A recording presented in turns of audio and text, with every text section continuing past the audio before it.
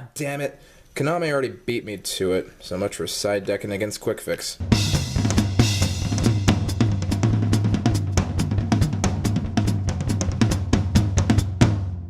Alright guys, so Ace of Bats here, and today I wanted to discuss Spyrals, but obviously Konami's already taken care of that for us over here.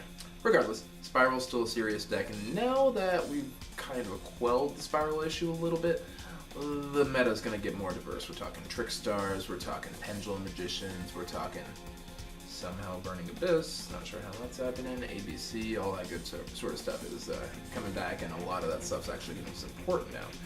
So, without further ado, I present you with the top 10 anti-meta cards, or side deckable cards for this format that aren't Ash Blossom or Droll and Lockbird, because if you don't know at this point, what are you doing? So, anyway, here are the top 10, and we'll start with number 11. Why number 11? Because I like to go one step beyond. Number 11. And this one's kind of a tie between Artifacts and Torrential Tribute. My big thing with Torrential Tribute is it doesn't target, it's mass removal, it's chainable, but only to a summon, and it kills the board.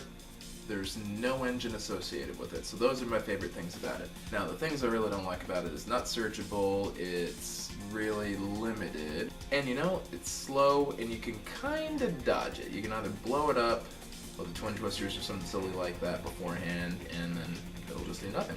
Other tie for number 11 was the Artifact engine. A big thing with the Artifacts is it'll shut down anything that uses an extra deck, kills those special summons, even if you kill the Scythe is the cool part about it. And there are a couple other little extra techs you can add in there, like Lancia if you're trying to dodge, something like Evenly Matched actually, so that'll work from the field or out of the hand. Works great in Pendulum decks, I've noticed too, because you can Pendulum summon it. Problem with that is it takes some deck space, frankly, and then a lot of it's based on the trap. The trap is kind of slow, and technically most of the things aren't searchable, but the big bonuses are it's chainable, it's stun, and it's very, very splashable. It's easy to put in a lot of decks. Number 10. Spell Shattering Arrow. So the cool part about it is it works on two major decks right now. It works on Spyrals, and it also works on Pendulum Magicians. Spyrals being that they have their resort and they have their continuous spells that they have on the board there. So you get to knock out those. You can actually knock out 2 or 3 cards in one shot with Spell Shattering Arrow there. And the same deal with the Pendulums. With the Pendulum Magicians there, you're going to get a couple of scales. Probably get their Pendulum Graph too, so you can knock out 3. And then another neat little thing about it, it's going to knock out a couple extra life points, takes a little edge off you when you're going for the OTK. Problems with it is it's not searchable, it doesn't hit set cards like Cosmic Cyclone will. It doesn't have a cost, but it doesn't hit set cards, and sometimes set cards are the problematic cards, and it won't touch a trap either, which is another big problem with both of the main decks that are going right now. It's an interesting pick, it's budget, easy to get. Number 9. Cyber Dragon. Put torches and the pitchforks down. Let me explain. So Cyber Dragon, it's kind of a nice little tech that most people run in a lot of machine decks anyway, or if they know their meta is going to be heavy machine. So things like ABCs, things like, you know, Cosmos, Dynomist, that sort of crazy stuff, or even another Cyber Dragon deck. The other part about it is it actually does have a Fortress Dragon that'll break extra links, which is something Kaijus sometimes just can't do. If you have all those main monster zones filled and then you got the extra link, there's nothing you can do as a player except, hey, Cyber Dragon, clear out those extra link zones, and then, hey, you might have an opening right there. So, there's that. Problem with that is it requires a lot of extra deck commitment, 2, 3, 4 monsters depending on what you're trying to do there. In the main deck, in addition to the ones in the extra deck too, which is going to be Mega Fleet Dragon and Fortress Dragon, you probably have 1 to 2 of each of those, just depending on what your local meta is like and what your general meta is like, but probably bare minimum 2 in the extra deck, 3 in the main deck, give or take any search spells. They are searchable, but then again, that requires a much bigger engine commitment right there too.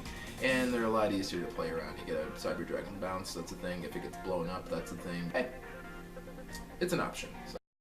Number 8. set rotation. Now I really do like this one over here because it's another field spell engine, so if you're playing a field spell heavy deck, it's a great thing. Works well with stun spells, things like Gateway of Chaos or the Zephyra that requires people to play these really bricky main deck cards just to kind of out it, to open it up and use it is a cool little thing. Plus, hey, it's an easy way to get rid of evenly matched, which is a pretty nice little deal there. Shuts down Spyrals if they're trying to do the resort sort of thing too, and if you're playing against Odd Eyes or Performapals or something like that, they like to have the Sky Iris, so that can cause a little problem for them too. Downsides to it, it's limited now, it's unsearchable, and, you know, I mean, it is chainable, but it also requires a bigger deck commitment too, so you have to have these kind of bricky field spells there, and if you draw into a bricky field spell, then that's just kind of ruined your consistency. Number 7, Max C. It's free, it puts pressure on, requires little to no commitment from you. Bad news, it may or may not advance your game state right there. It's limited to 1. It's very, very difficult to search. It's not unsearchable, but it is hard to search, and that requires a little extra commitment, and it's a sacking card, so that's just how it is. You should be main decking it anyway, so another reason that it's low on the list. Number 6.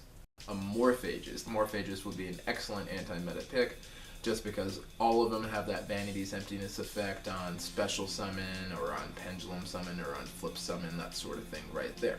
So it's a cool little deal. They have some scale effects that actually mimic some very popular and powerful floodgates too, which make them really interesting. Now the problem with them is they're not very splashable at all. In fact, they only work in either Pendulum-based decks or Dragon-based decks for the most part. So things like Red Eyes, Blue Eyes, Felgrands that are running that large one that they can use, or Pendulum decks that can Pendulum 1 through 8 so they can get all of them out there, which is a little more manageable. Also, they require this tribute thing, so you actually have to tribute for them just to stay on the field, so it makes the maintenance cost very expensive. So it's a very, very powerful stun. Unfortunately, a lot of the cards you're only going to be able to use for a turn or two. In this meta, it's a good thing. If you can Vanity as a Spiral player, then what are they going to do? Number 5, Dark Law. No, I don't really like Dark Law. I think it's kind of a degenerate card, and, you know, can do the same thing with Macrocosmos and D-Fisher, but the fact of the matter is, Dark Law within of itself isn't limited. And you can work it into a pretty large number of decks without having to worry about drawing a 1-of right there. Works in a lot of dark decks. You can use it in any hero deck, obviously. Heroes are a pretty solid anti-meta / rogue pick. Pretty much it feels like every format, and hero players never quit playing regardless, so something to keep in mind right there. And it's got a pretty good sized body, 400 points, so there's that. Downside to having Dark Law is you gotta actually run darks to use it, so if you don't have a dark based deck, you're kind of out of luck right there. And then you also do need to run Mask Change, so either Mask Change or Mask Change Second, which does require more card commitment right there, and does require you to have a body on the board. And, you know, it doesn't have any built-in protection, so if it gets bounced, if it gets blown up, something like that, unless you're a hero player, kind of out of luck right there. So, at number 5. Number 4, Abyss Dweller. So if you're looking to shut down the graveyard, Abyss Dweller is the guy that'll do it for you.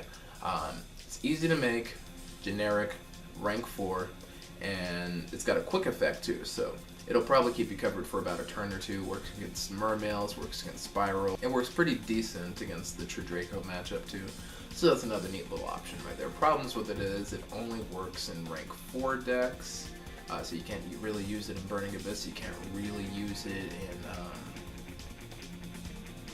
well, I guess you can only really use it in Pendulum Magicians right now. They're losing the big rank 4 decks. You can't use it in Blue Eyes, you can't use it in Red Eyes or Dark Magicians, honestly. So, it's not great for those sorts of decks right there. It's alright, I guess, in Dino Mist. It's alright in the regular as Performapal. It's just whatever, but yeah, there's not much else you can do with it. Even if you're making out of 2 Megalos Smasher X's or whatever, it's stopping out at 2,200 points, which isn't bad, but you know, and if you're not using a water monster, God forbid, 1,700 point beater, Stratos can knock it clean out. And, you know, Super Agent would beat Stratos in a bar fight, so yeah, wouldn't stand a chance. Number 3, Ghost, Ogre, and Snow Rabbit.